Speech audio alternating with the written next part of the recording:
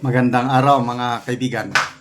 Bigyan natin ng reaction, opinion ngayon itong pinaka-latest post ni Attorney Harry Roque na kung saan yung kanyang passport ay formal ng ni-request ng I think DOJ. Request niya sa DFA na makancel. Okay. So kung makancel daw, magiging undocumented alien na si Harry Roque, pwede na siyang i-deport pabalik ng Pilipinas kasi nga wala na siyang passport. Okay.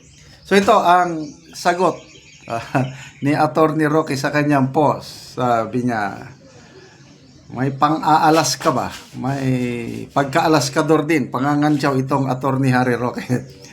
Sayang naman, pag-cancel nyo ng passport ko.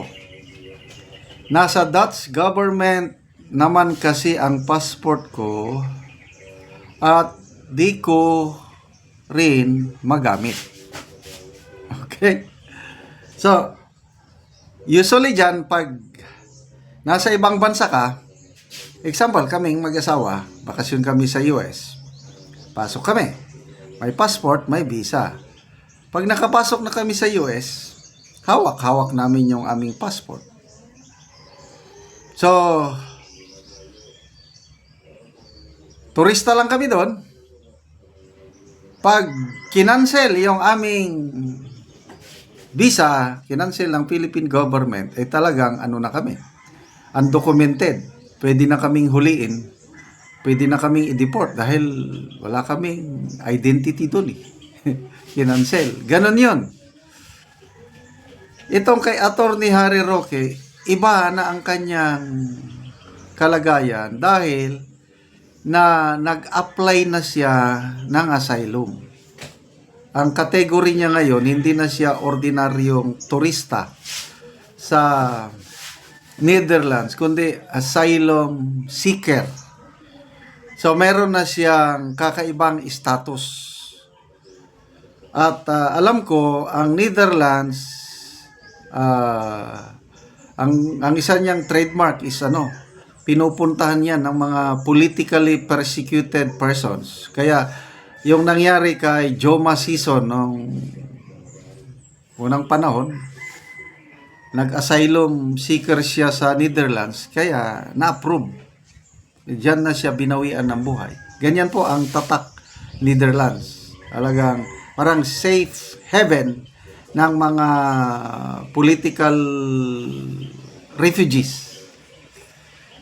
So, lumalabas, itong si Attorney Roque, isa siyang refugee, political refugee, dahil ang kanyang dahilan is pinipersecute siya dito sa Pilipinas. Kaya nandyan siya. Kaya granting na na-cancel ang kanyang passport. What's next? Ang gagawin ba ng Dutch government is papauwiin na si Attorney Roque dito nang dahil lang sa na-cancel ang kanyang passport? Opinion ko lang ito I'm not sure of this. Sa tingin ko hindi. Baka lalong titibay yung application ni Attorney Roque, yung application niya ng asylum, kung i-cancel ang passport niya. Kung ang Timor nga na bagong-bagong bansa, batang-bata, hindi nga niya i-turn over, hindi niya in-extradite si ex-congressman Tevez. So walang nagawa ang Pilipinas. Dahil may sinusunod silang proseso doon, batas. How much more ang Netherlands na na ito? Established democracy na ito. Correct me if I'm wrong, wala pang US noon, wala pang malakas na US, nandyan na yung mga Dutch government. Di ba? Yung mga unang naglalayag sa mundo, mga Dutch. Yan ang mga naunang superpower, Dutch. Kaya sa tingin ko, safety, yung kalmante na si Attorney Roque, maliban lang kung i-disapprove ng Netherlands government ang kanyang application ng Pag disapprove, nako, ibang bagay na yan. But habang dinidinig o dinidesisyonan yung kanyang application, tingin ko safety siya doon. O, isa pang balita kanina na narinig ko si General Torre, in-interview siya ng media. Ang Philippine government nagko-coordinate na sa Interpol, nagre-request sila ng red notice. Kagaya ba nung nangyari kay PRRD? Red notice. Nang dahil sa red notice ng Interpol, kaya mabilis na umaksyon ang Marcos Jr. administration. O, kahit sinasabi na ng presidente noon na wala ng jurisdiction ng ICC, inaresto nila ang dating presidente natin sa bisa ng red diffusion, hindi pa red notice, red diffusion, napakabilis, pabigay kagad. O, yan. Pag ang isang bansa is talagang determinado, ay talagang gawin. Kung gusto, maraming paraan. Kung ayaw, maraming dahilan. Gusto ng Philippine government na talagang mapreso si PRRD. Kaya kahit alanganin pa yan, bira! Nandun ang ating Tatay Digong. But for Netherlands or Dutch government, I believe mahihirapan sila. Kasi iba ang Dutch government. Okay, magbasa lang tayo sa mga comments, ano? Fatima Buisan, keep safe and sound, Attorney Roque. Danilo Candelaria, naging boss namin ang tita ni Attorney Roque, si Judge Lilia Lopez. Nag-aaral pa yan ng abogasya ng panahon yun. Wala kaming masabi sa pamilya ni Attorney Roque. Mababait po ang mayan, lalong-lalo na si Attorney. Maalalahanin po si Attorney sa mga kasambahay niya at napakabuti.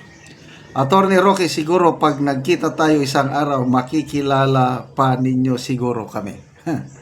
Okay. Boss Toys Pinoy, pautakan na lang. Yan naman ang labanan sa korte. Mas matalino si BBM, ipunin ang tubig, ulan at baha para magamit sa tagtuyot. Yan, nagiging viral na topic na naman yan sa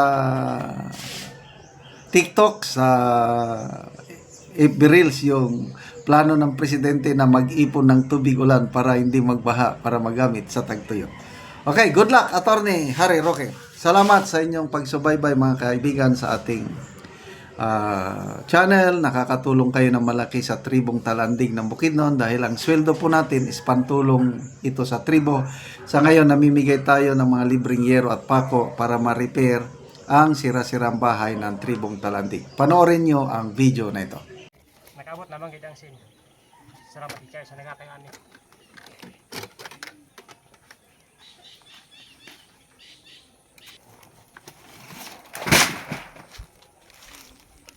Isa sin.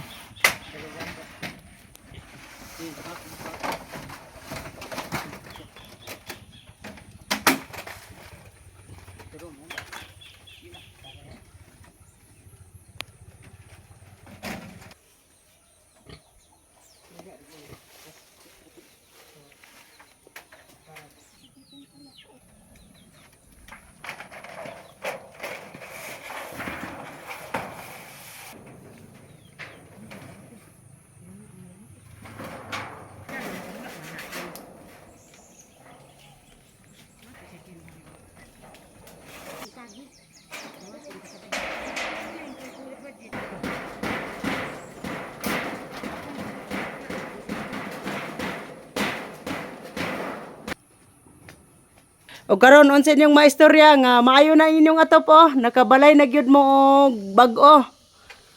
Una salamat ikay sa Ginoo. O labi na sa kuan nag-sponsor o sa naglantawan nga video. Salamat ikay sa inyo. Kay dili kami makabalay kung wala mi tabangan.